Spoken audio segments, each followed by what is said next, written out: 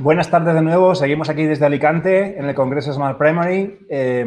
Pasamos a la primera mesa redonda de la tarde, que además enlaza muy bien con la conferencia que nos ha dado la eurodiputada sobre las oportunidades del sector basadas en tecnologías emergentes y el aprovechamiento del Fondo Europeo de Recuperación. Un tema interesantísimo y justo en este momento de máxima actualidad. Lo va a moderar Raúl Juanes, que es un compañero mío de Pix Business School, es socio y profesor de la escuela y también es miembro de la Junta Directiva del Colegio Oficial de Ingenieros Informáticos de la Comunidad Valenciana. Él será el que os presentará al resto de ponentes y el que moderará esta mesa. Adelante, Raúl, bienvenido.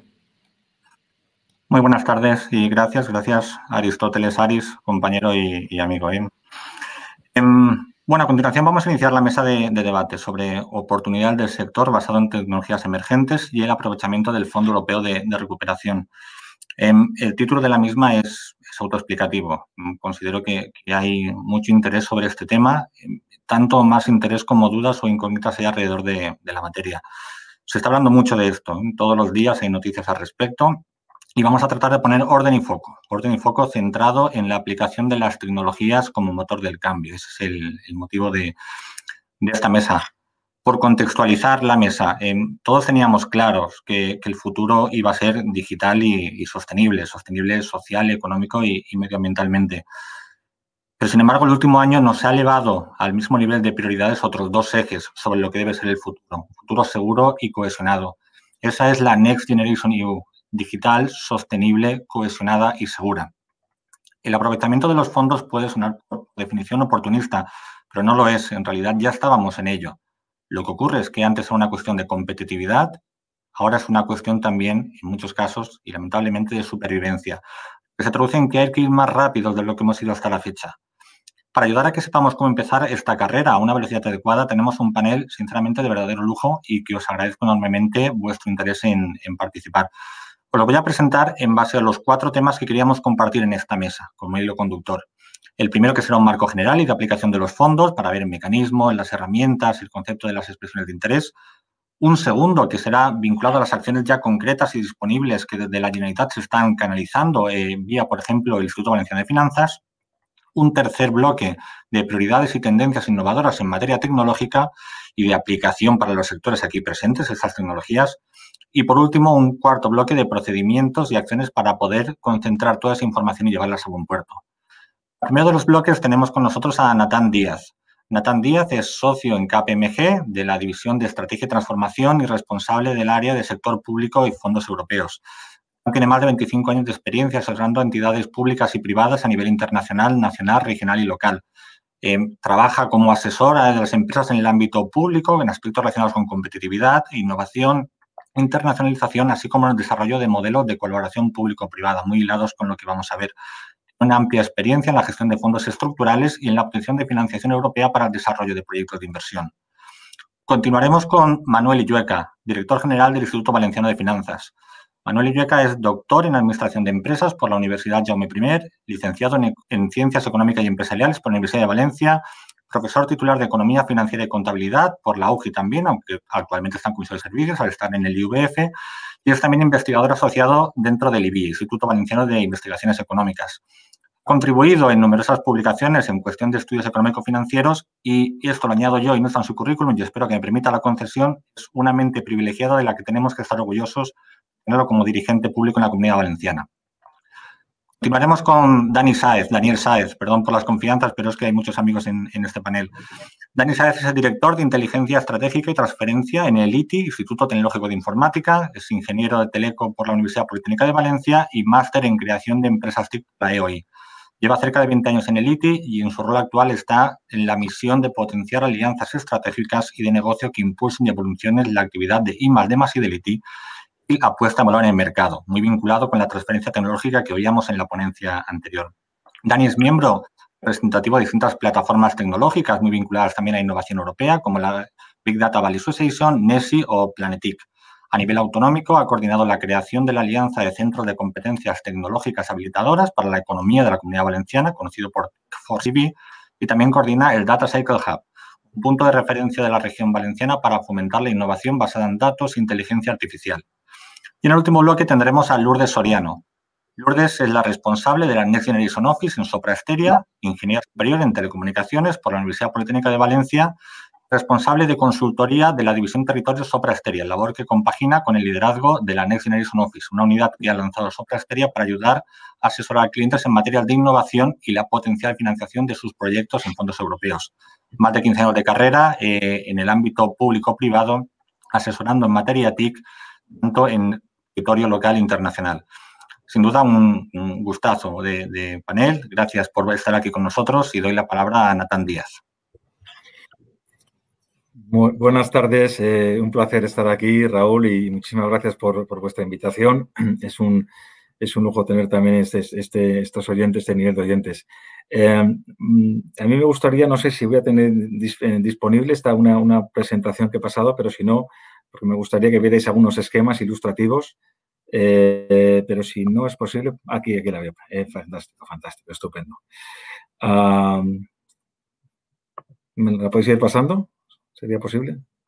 Estupendo. Bueno, vamos ya al tema. Vamos a centrarnos un poco en lo que es el Fondo Nacional de Recuperación y el Next Generation y el impacto que va a tener en la economía española, ¿no? Esta gran expectativa que ha generado este fondo que dentro de o en el marco del cual pues ahora mismo hay todavía muchas incertidumbres, pero podemos ir avanzando algunos aspectos generales de cuál es el contexto en el que se va a mover, ¿no? También en la segunda parte de la intervención, por esta parte teórica voy a intentar pasarla un poquito más rápido, os voy a contar de un punto de vista más práctico cómo lo vemos nosotros desde KPMG, ¿no? Estamos viendo a decenas de empresas ahora mismo, trabajando con muchas de ellas precisamente para prepararse y afrontar esta oportunidad que representa el Fondo Nacional de Reconstrucción, de Recuperación, y pensamos que también esa visión práctica puede ser muy interesante. Como imagino que todos conocéis, vamos avanzando. El Fondo de Recuperación básicamente tiene tres grandes pilares que tienen que ver con la convergencia, la resiliencia y la transformación.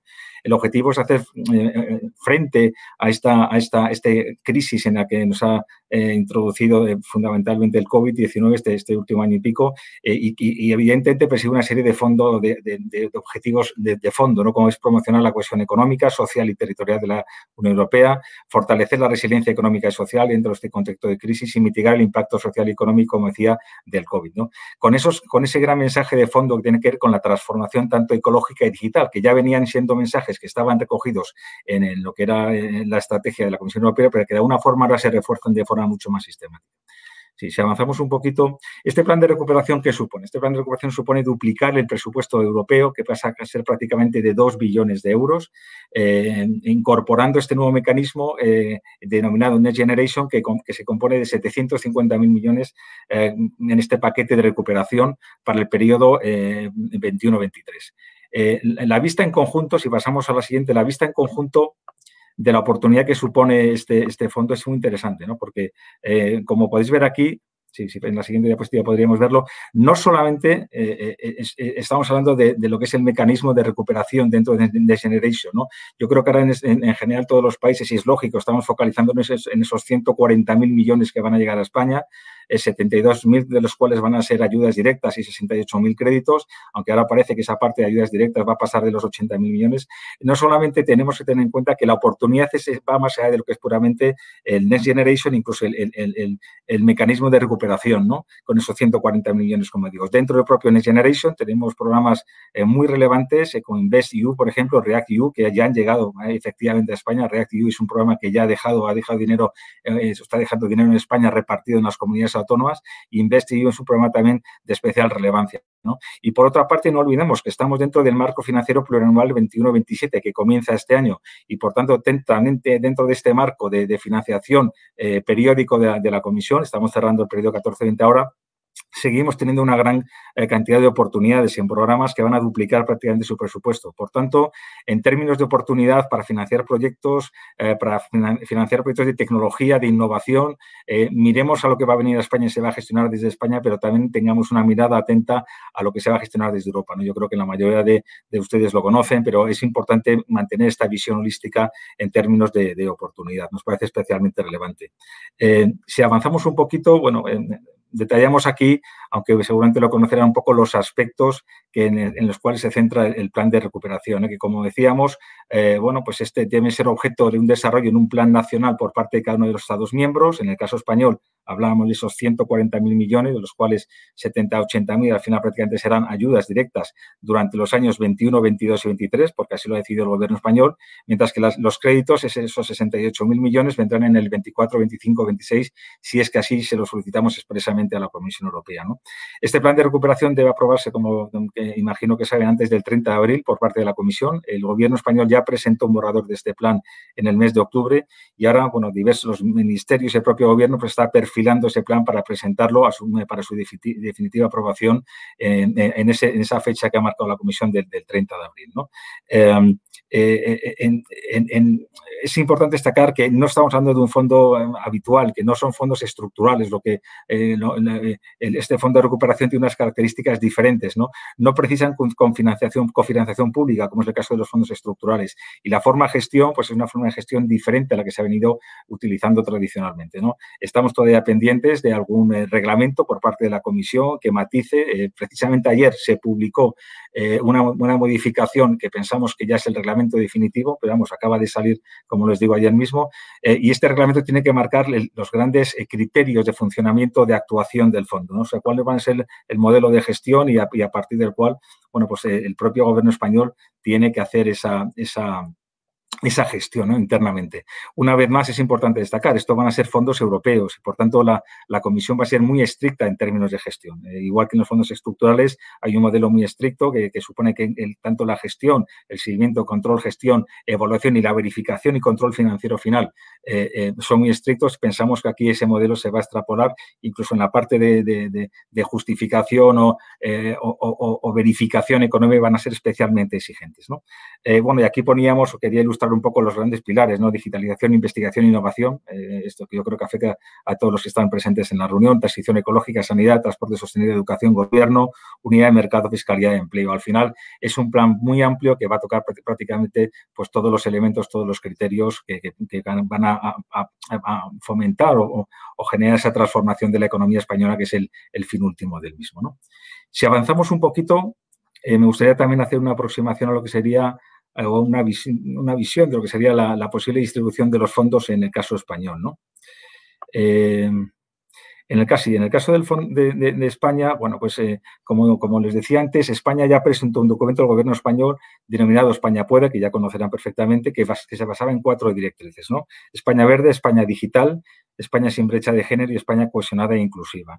Estas 4 directrices se instrumentalizan a través de 10 políticas palanca, que bueno, son a través de las cuales el gobierno de España quiere llevar a cabo esta reforma estructural y permitir un crecimiento sostenible e inclusivo en España, ¿no?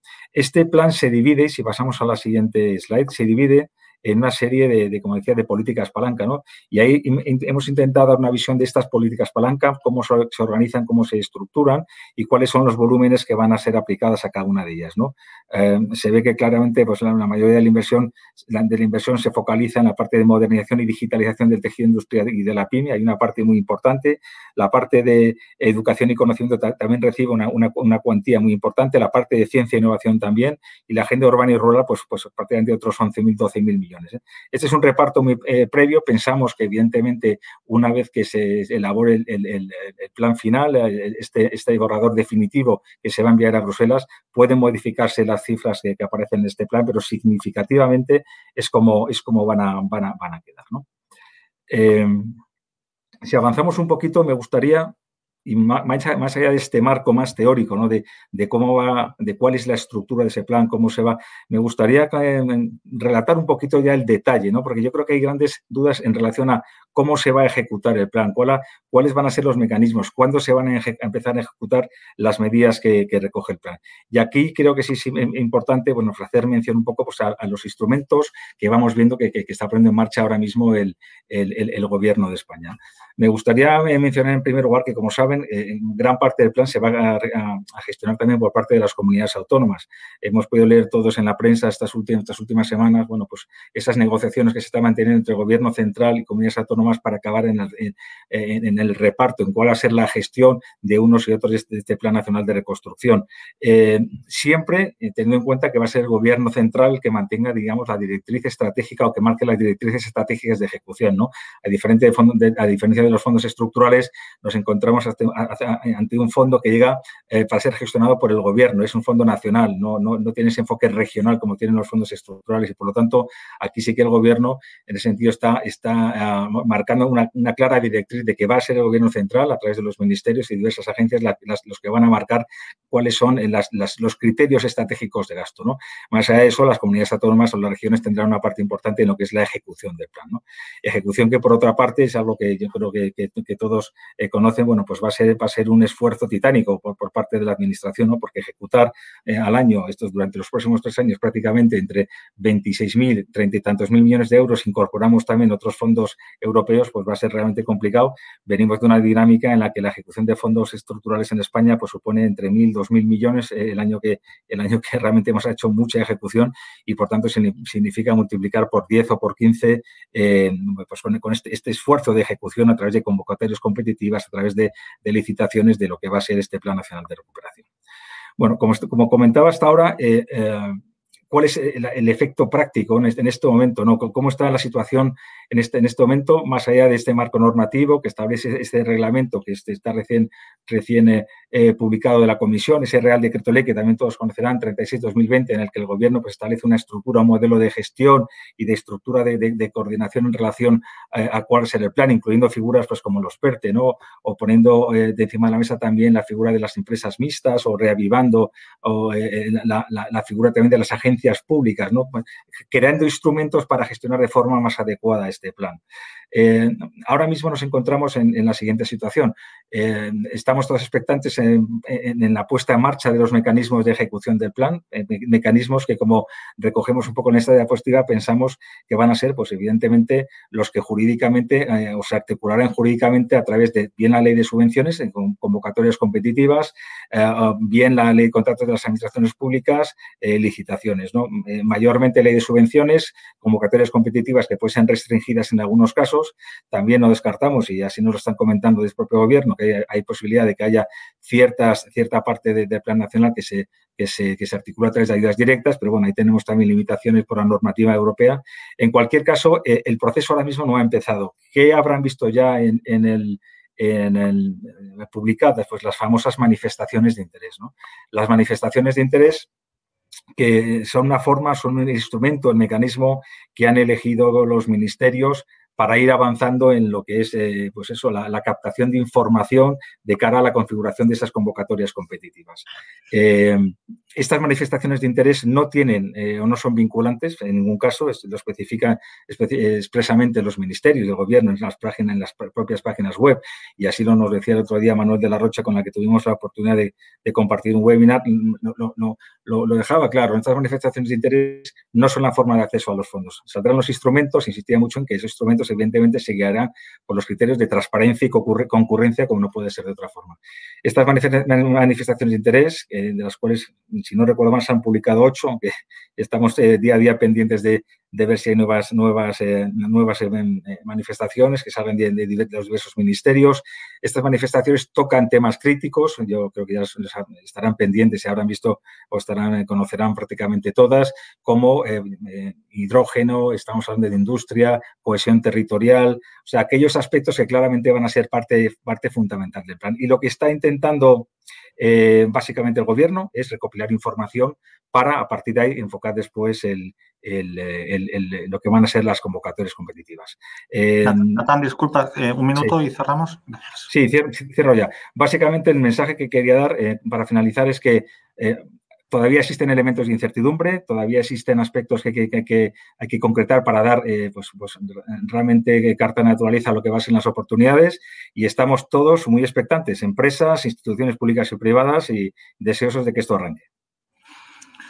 Muy bien, muchísimas gracias, Natán. La verdad es que yo personalmente me he quedado embelesado con el discurso, y agradecer también tu modestia, porque asumes que todos lo conocemos y seguramente no a tu nivel, no por seguro.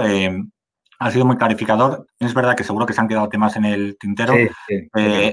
Quedaremos después en el espacio de networking los ponentes, si tenemos un huequecito para que podáis acceder y contactar con los ponentes. Y gracias por tu claridad. Y continuamos con la parte de Manuel Illueca, porque es verdad que todo lo que has dicho son cosas por venir, que se están cerrando ahora, que hay que ir trabajando, pero sí que es verdad que ya hay alguna opción que se puede ir gestionando, o algún tipo de apoyo para empresas, ¿verdad, Manuel? Adelante. Pues sí, efectivamente, Raúl. Bueno, antes que nada, buenas tardes a todos. Estoy encantado de estar aquí con vosotros en esta iniciativa que me parece muy interesante, ¿no? A ver, en principio, efectivamente, Natán ha hecho alusión a varios fondos que de alguna manera están siendo utilizados por la Generalitat. En este momento estamos utilizando nosotros ya el fondo REACT-EU, y especialmente el Instituto Valenciano de Finanzas es precisamente gestor de una iniciativa vinculada a este fondo que, bueno, en el que nos han correspondido en 1.250 millones a la Comunidad Valenciana, ¿no? Entonces, voy a un poco explicar exactamente esta cuestión. También hablaré de los instrumentos financieros del Instituto en el marco del marco plurianual 21-27. Pretendemos plantear una estrategia similar a la que planteamos en el marco plurianual anterior, porque nos resultó, la verdad, es que bastante bien la iniciativa, y creo que tuvo unos resultados pues muy interesantes, y en cierto modo pues esto es lo que quería contaros hoy, ¿no? A ver, en principio, el REACT-EU es una herramienta que tenemos a nuestra disposición para favorecer la resiliencia de los sectores más afectados por la pandemia en este momento. Esta es un poco la consigna que se nos dio, y hemos empezado a trabajar ya en ese sentido, ¿no? Entonces, desde el Instituto llevábamos cierto tiempo con la idea de lo que iba a suceder en esta crisis en cuanto a la solvencia de las compañías. Estaba claro que un país con una caída del PIB del 11% tenía que tener unas tasas de morosidad elevadas, tenía que tener un problema de resiliencia empresarial, un problema de solvencia antes o después. Es verdad que tenemos, hemos tenido muchos fondos ICO que han ido a pagar a las empresas en forma de préstamo. Esto ha aliviado las tensiones de tesorería, pero al final el año ha sido muy malo, ha habido caídas de actividad, las empresas no han podido reducir el gasto al mismo ritmo que los ingresos. Al final, todo esto ha lesionado sus fondos propios, y muchas de ellas se encuentran en una situación complicada, ¿no? El dinero obtenido a través de fondos ICO va terminándose. Ellos tienen necesidades nuevas de financiación, y con los balances con los que cuentan en este momento, pues tienen dificultad de acceso. Entonces, bueno, nosotros a través de REACT-EU hemos puesto en marcha todas nuestras herramientas para intentar paliar este problema en los sectores más afectados. Digamos que, por tanto, esta iniciativa nuestra estaría dentro del eje de resiliencia empresarial. Intentamos, de alguna manera, que las quiebras en este sector pues, sean menores gracias a nuestra iniciativa, ¿no? Entonces, paso a explicaros un poco la iniciativa que hemos tomado a través de estos fondos REACT-EU, que, como se comentaba antes, pues tienen una gran complejidad de ejecución. Si puedo, pues comentaré también algún aspecto, ¿no? Entonces, bueno, un poco para que nos hagamos una idea, ¿no? Lo que plantea la Generalitat Valenciana desde el punto de vista de solvencia empresarial es un diagnóstico de los sectores más afectados, también en función del tamaño de la empresa, ¿no? Para empresas muy pequeñas tenemos ayudas directas de 1.000, 2.000, 3.000, 4.000 euros en función de distintos parámetros, pero fundamentalmente el número de trabajadores. Cuando ya damos un salto hacia arriba, ¿no? en tamaño, pues tenemos préstamos a los que también pueden aplicar autónomos, pero que van dirigidos especialmente a microempresas. Son préstamos que llevan una parte bonificada. Nosotros hemos generalizado el modelo del Centro de Desarrollo Tecnológico Industrial, que yo creo que es conocido para todos, pero lo hemos generalizado también a la financiación de circulante. Es decir, colocamos dentro de nuestra financiación de circulante un tramo no reembolsable, de manera que estamos proporcionando en un mismo acto administrativo tanto liquidez para las empresas como una ayuda directa. Básicamente, así a la brava, por contarlo rápidamente, un préstamo de 30.000 euros no es devuelto íntegramente por el cliente nos devuelve 21.000 y hay 9.000 euros de ayuda directa, ¿no? Por lo tanto, en ese préstamo que hace que el dinero llegue ya, la persona tiene cumplidos los dos objetivos: la liquidez que necesita de aquí a final de año y una ayuda que le compensa pérdidas obtenidas, pérdidas derivadas del ejercicio anterior. Esto es lo que hacemos para, ya os digo, un horizonte de empresa que llegaría a pymes más PIS, ¿no? Más pequeñas que medianas, ¿no? Y a partir de ahí, digamos que esta línea está en marcha, la estamos cargando contra React, y ya os puedo decir que en el poco tiempo que llevamos funcionando, pues son ya 1.500 solicitudes, Hemos superado ya los 100 millones de euros de financiación y bueno, esto va haciendo todo lo que podemos para realmente ir rápido y relajar tensiones, digamos, dentro de este sector, ¿no? Claro, a partir de ahí tenemos un colectivo de compañías ya más grandes que también están afectadas. Debo decir en este sentido que las, digamos, actividades tipo Oreca, ¿no?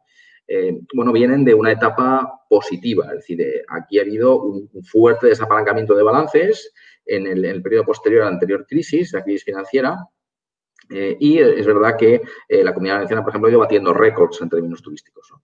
Los balances estaban saneados, había empresas relativamente rentables y, en fin, yo creo que había cierta situación de solvencia, ¿no? Ahora bien, la crisis es profunda, hay caídas del 70-80% de actividad y hay situaciones complejas, ¿no? Entonces, ¿qué es lo que hemos hecho? Bueno, nosotros hemos pensado que ahí la mejor manera que teníamos para hacer frente a esta cuestión era bueno, pues montar un fondo de capital riesgo, un fondo de deuda, un fondo básicamente de reestructuración de deuda con un gestor privado, donde nosotros aportábamos 25 millones de dinero público y buscábamos gestoras para que completaran la iniciativa con 35 millones de euros, digamos, procedentes del sector privado, ¿no? Esto ha funcionado muy bien, tenemos una gestora de primer nivel con nosotros, estamos, digamos, ya con compromisos de inversión importantes y estamos seguros de que en 3 o 4 meses tendremos cerrado el fondo por 60 millones de euros, ¿no? Entonces, ¿qué es lo que conseguimos de este modo? Bueno, tenemos un vehículo de colaboración público-privada, nosotros no somos los que gestionamos, gestiona el sector privado, pero el sector privado tiene el mismo interés que nosotros, es decir, lo que quieren es ganar dinero apostando por compañías que tienen futuro, a las que se puede reestructurar la deuda y gracias a esa reestructuración pues, salir adelante, ¿no? Por tanto, hay una coalición de intereses. La Generalitat lo que quiere es salvar empresas viables y solventes, el sector privado quiere invertir en empresas viables y solventes, ¿no? Y en ese sentido, pues lo que hacemos es, de alguna manera, reestructurar su deuda y asegurarles una viabilidad, digamos, futura. Entendemos, de hecho, que este esquema es muy atractivo desde el punto de vista de los incentivos, es limpio porque el fondo media entre el deudor y el acreedor, impone los costes justos a las dos partes para que la empresa tenga viabilidad y creemos que este es un modelo por el que opta la Generalitat que es perfectamente generalizable en el ámbito nacional, generalizable también a otras comunidades autónomas y cuenta y puede contar con financiación directa de Reactivo como bueno, pues, otros fondos de capital riesgo están siendo financiados mediante financiación FEDER. Por lo tanto, esta sería, digamos, la tercera iniciativa. Y finalmente, pues tendríamos nuestro Fondo Valenciano de Resiliencia, ese ya más de gestión pública para compañías que tienen un problema realmente importante de solvencia y que generan algún tipo de, digamos, externalidad positiva para nuestra economía y que tenemos que intervenir más directamente desde el sector público, ¿no? Esto también, digamos, lo financiaríamos a través del programa Reactivo. Por tanto, ya os digo, es una iniciativa de entrada de 100 millones. El presidente ha anunciado que posiblemente habría un tramo nuevo, iríamos a 150 millones y todo esto lo financiaríamos a través del Reactivo. Y simplemente es un ejemplo de cómo ya, digamos, la financiación europea está llegando a nuestras empresas para atacar un problema importante de solvencia. El siguiente ejemplo sería la financiación de innovación que venimos haciendo con nuestros programas de ayuda, nuestro marco plurianual, y ahí tenemos distintos instrumentos financieros de apoyo al emprendimiento, a la innovación, en los que puedo entrar posteriormente si os interesa. Y esto es todo, Raúl.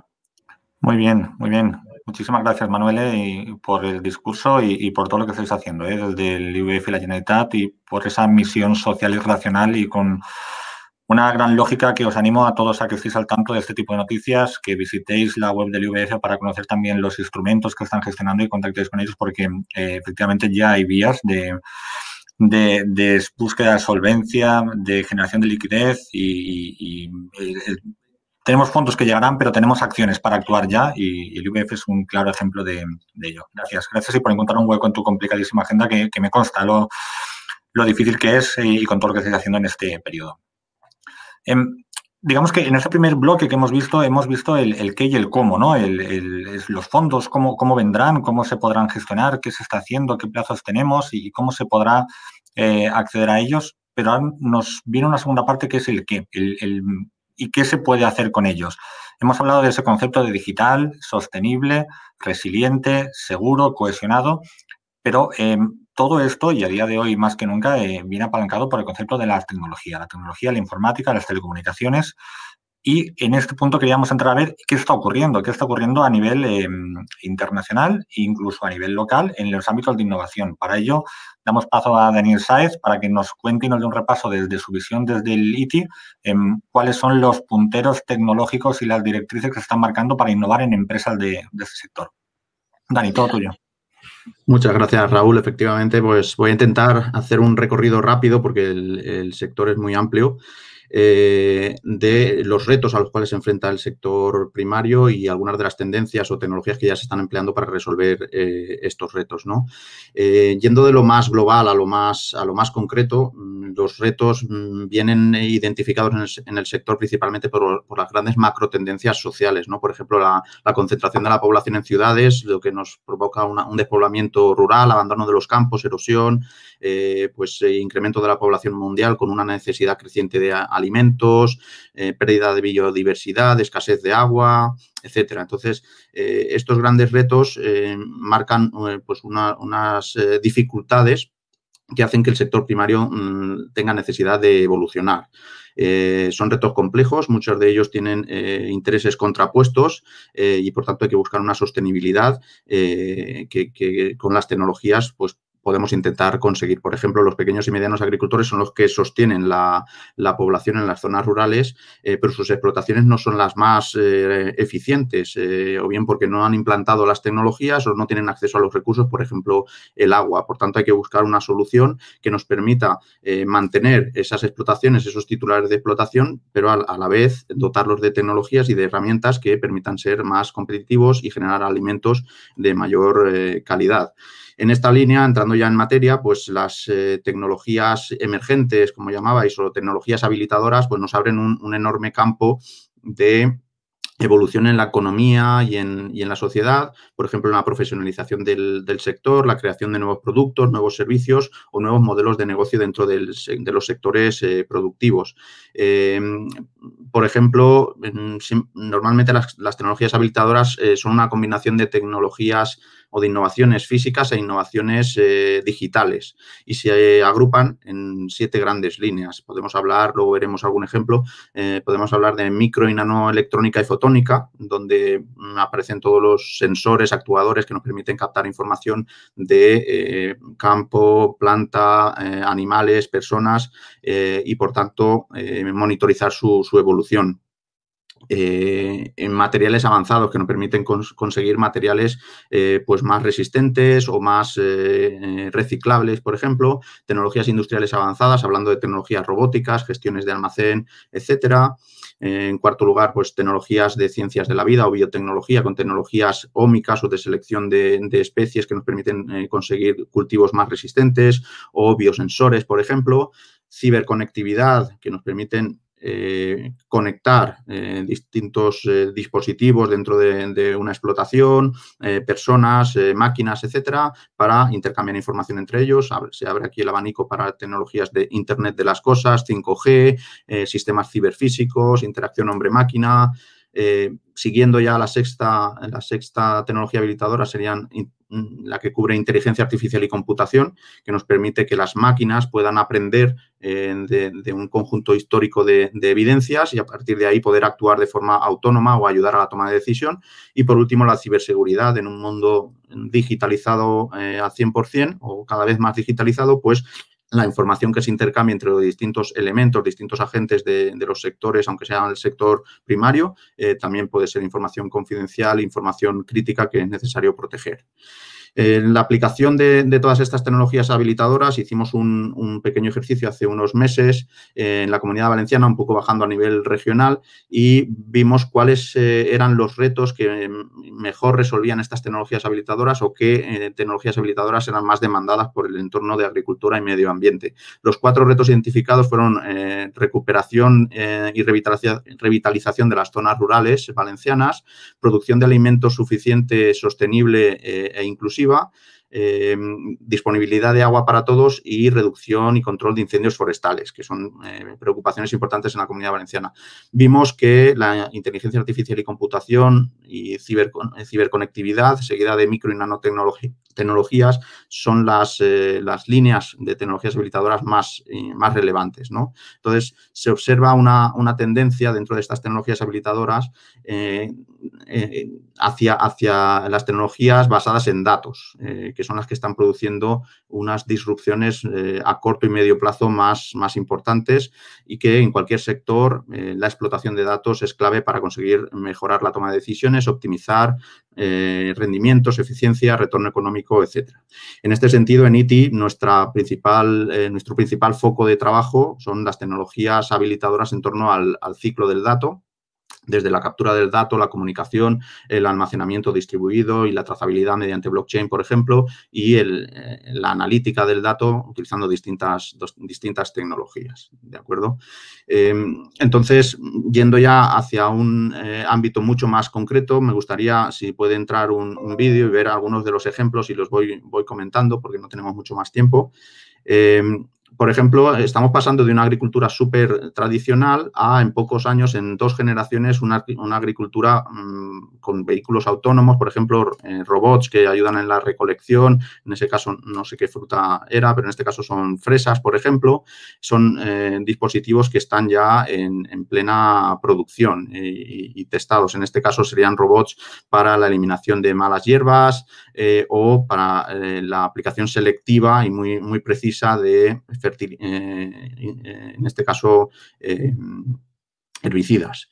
También podemos utilizar sensores, microsensores para monitorizar algunos de los frutos y determinar el momento óptimo de la recogida. En este caso son sensores de suelo que nos monitorizan el suelo, las condiciones de suelo. Por ejemplo, aquí un vehículo autónomo que permite realizar todas las operaciones en un campo. Otra de las tecnologías que se está utilizando actualmente son drones, que nos permiten pues captar información de los campos mediante iluminación multiespectral y poder monitorizar pues tanto suelo como planta, niveles de vegetación, momentos óptimos de recolección. También mediante imágenes ya captadas desde vehículos más aéreos o incluso satelitales, pues nos permiten hacer una cobertura mucho mayor de zonas amplias de terreno y tomar decisiones mediante técnicas de Big Data Analytics o inteligencia artificial que nos ayudan a pronosticar o a detectar posibles incidencias. También, por ejemplo, agrupaciones, disponemos de marketplaces o tecnologías colaborativas que nos permiten que varias explotaciones de varios agricultores pues compartan una plataforma para monitorizar y poder tomar decisiones en base a datos. Si hablamos de invernaderos, pues claro, sería el extremo más tecnificado de la agricultura, de la producción de cultivos, ¿no? En este caso, pues combinando incluso distintos tipos de iluminación con radiación ultravioleta, radiación de distintas frecuencias para en los momentos óptimos del cultivo, pues poder acelerarlos. El transporte también importante, tecnologías que permitan monitorizar el proceso de transporte, vibraciones, aceleraciones de los vehículos, condiciones de vida de los animales o de los alimentos, con blockchain poder hacer toda la trazabilidad. Y cuando hablamos de ganadería estabulada, pues distintos tipos de sensores que nos permiten monitorizar gran parte de las actividades, tanto pues el tiempo que están comiendo, el tiempo que están, el número de pasos que dan, análisis de la respiración, multitud de variables que nos permiten pues poder tomar decisiones sobre cuándo ordeñar mejor a la vaca y obtener la mejor calidad de leche, etcétera. Entonces, como conclusión, pues un enorme potencial en la aplicación de tecnologías. Yo creo que España tiene las condiciones idóneas para poder ser un referente mundial en la producción de alimentos de forma sostenible y de forma tecnificada y, por tanto, pues aquí estamos desde ITI y desde otros centros tecnológicos para poder proporcionar tecnologías y ayudar a este sector. Muchas gracias. Muchas gracias, Dani. La verdad es que cuando empiezas la explicación y se habla de tecnología suena algo lejano y ciencia ficción, pero cuando ves el vídeo final se da cuenta que esto no lo es. Está aquí y cuando hablamos, y comentaba Manuel sobre la viabilidad de los planes, está hablando de entrar este tipo de tecnología para eficientar las gestiones. Cuando hablamos de los fondos para la digitalización hablamos de esto la tecnología es clave en toda estrategia y en estas vías de financiación. Ahora lo que nos falta también es un poquito de pinceladas de cómo ir paso a paso, ¿no? Cómo comenzar este tipo de acciones. Y para esto queríamos contar con Lourdes Soriano de Soprasteria para que nos cuente pues, ciertas ideas de cómo comenzar a trabajar en esta línea. Lourdes. Hola, buenas tardes. Pues yo voy a ir muy rápida porque se ha comido el tiempo y tengo que ir muy rapidita. Pero bueno, luego como tenemos ahí ese chat virtual, pues el que tenga preguntas que me pregunte y aclaramos lo que sea.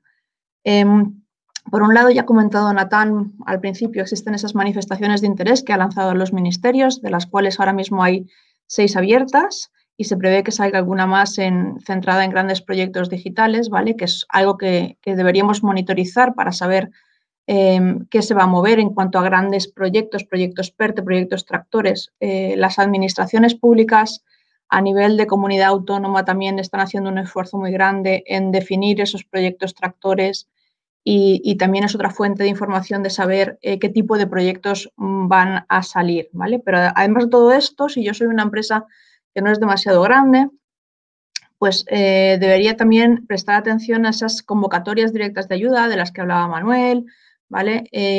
Yo tengo un proyectito y digo, oye, ¿y esto es financiable?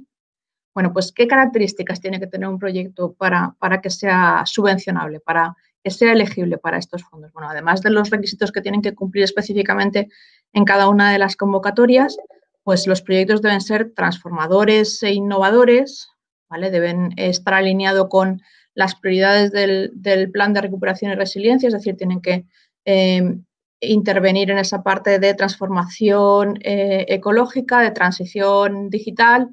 Deben tener confinanciación privada, no podemos esperar que sean proyectos 100% subvencionables con fondos, ¿vale? Se deben poder ejecutar en el corto o medio plazo, esto es muy importante, todo lo que sea subvencionable con los fondos Next Generation EU tiene que estar ejecutado antes de diciembre de 2026, ¿vale? Esa es otra de las limitaciones, lo que no quiere decir que no podemos presentar proyectos que continúe más allá de ese punto, puesto que, bueno, podría haber otro tipo de financiación para esa parte final del proyecto, ¿vale? Los proyectos deben ser viables, deben ser perdurables en el tiempo, no tienen que ir más allá de un estímulo económico porque le inyecte dinero, porque el objetivo final de todo esto es mejorar la competitividad de la empresa española, transformar nuestra economía productiva a nivel de país, ¿vale? Y contribuir a la generación de empleo. Entonces, tienen que ser proyectos que realmente nos ayuden a transformar en toda esa parte. Tienen que ser medibles, Natán lo ha dicho claramente al principio, la Comisión Europea va a estar encima de esto. Los proyectos tienen que tener medidas y objetivos cuantificables. Y mejor si hay cooperación. O sea, tal como está definido todo esto, se va a primar aquellos proyectos que tengan impacto global. Vienen en una cadena de valor, vienen entre regiones, un impacto en horizontal o en vertical, pero siempre que tengan impacto global van a ser mucho más elegibles que otro proyecto, ¿vale? Y luego hay que pensar que no vale presentar por presentar un proyecto. Si no cumplimos, si tenemos unos hitos, si tenemos unas métricas, hay que cumplirlas o la Unión Europea puede intervenir y quitarte la subvención. Entonces, vale, yo tengo un proyecto que encaja. ¿Qué hago?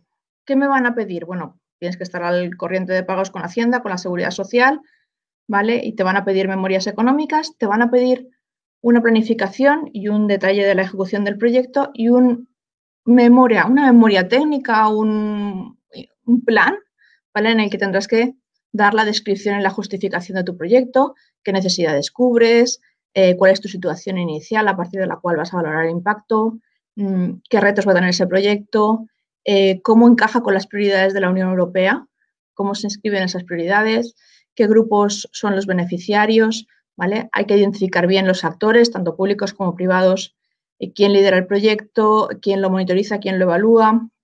Luego, bueno, hay que ver la adecuación y la contribución a las palancas del Plan de Recuperación y Resiliencia Español, además de identificar si el proyecto contribuye a alcanzar las iniciativas europeas, si está alineado con los ecosistemas europeos. hemos de valorar el impacto y los objetivos del proyecto, que se quiere alcanzar y cómo se va a medir, los resultados esperados a corto, medio y largo, y, por supuesto, cómo lo vamos a medir, y la financiación. La financiación es una parte muy importante de estos proyectos. Cuanto más completa esté este análisis económico-financiero, los presupuestos y las líneas de financiación, mejor. Como os decía antes, se puede prever una financiación con fondos Next Generation EU hasta 2026 y después N años de financiación a cargo de presupuestos propios o de otro tipo de fondos, porque existen más fondos más allá, como ha dicho Manuel, más allá de todo esto. Y con todo esto, yo creo que me he quedado ya sin tiempo, pero sí que me gustaría cómo me mantengo informado de todo esto. Bueno, si estamos pensando en proyectos PERT, en proyectos muy grandes, el Ministerio va a poner una web a funcionar y un registro ahora mismo está en construcción. Va a haber una web estatal de comunicación que ahora mismo también está en construcción, pero la buena noticia es que la COE, a mediados de la semana que viene, tiene previsto lanzar una herramienta para informar de licitaciones y convocatorias vinculadas al dinero comunitario. Además de esto, las cámaras de comercio también nos pueden ayudar muchísimo porque van a estar enteradas absolutamente de todo lo que salga. Pues gracias, Lourdes, y por correr, porque la verdad es que nos hemos quedado justitos de tiempo y gracias a todos. Si me permitís, por cerrar, recojo algunos puntos de esta charla y de la conferencia previa que hemos visto. Primero que nada, comentando una novedad, es que todos estos instrumentos y tecnologías de los que hemos hablado representan una oportunidad que es que no nos podemos permitir el lujo de perder, desaprovecharlas, malgastar, no focalizarlas en lo que realmente importa. No podemos caer en errores del pasado. Se debe dirigir a empresas con capacidad de generar solvencia y planes viables, alineados inequívocamente con los retos macro, resilientes y duraderos, fomentados en la tecnología. Los fondos son para los que son y hay que empezar a actuar. Pese a la incertidumbre que haya de cómo se va a resolver, tenemos que ir haciendo cosas porque aquí no competimos en local, competimos en global contra otras economías y no podemos ser vagón de cola o tendremos un problema a nivel económico nacional. Otra cosa que hemos aprendido es que esto va de colaboración, esto no es un plato que pueda dirigir uno solo. Se tiene que contar con alianzas que incluyan empresas competentes, centro de I+D y universidades con transferencias efectivas, profesionales cualificados, directivos capacitados. Aquí hemos visto un claro ejemplo de colaboración. Confío que fruto de networking de este evento surjan muchas más alianzas y, como os decía al principio, estaremos en la sala de networking para los que queréis contactar o seguir profundizando en lo que hemos visto. A partir de aquí cerramos la mesa. Muchas gracias a todos, mucha salud, muchos éxitos y hasta la próxima. Gracias. Gracias. Gracias. Hasta pronto.